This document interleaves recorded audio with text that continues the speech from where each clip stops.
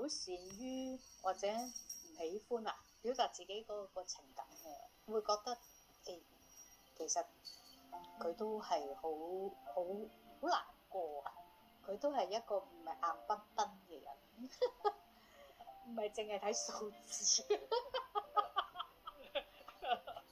大家都能夠即係 go with the flow 咁樣，去到咁樣就一齊去做咩啦？咁我覺得都唔錯啊！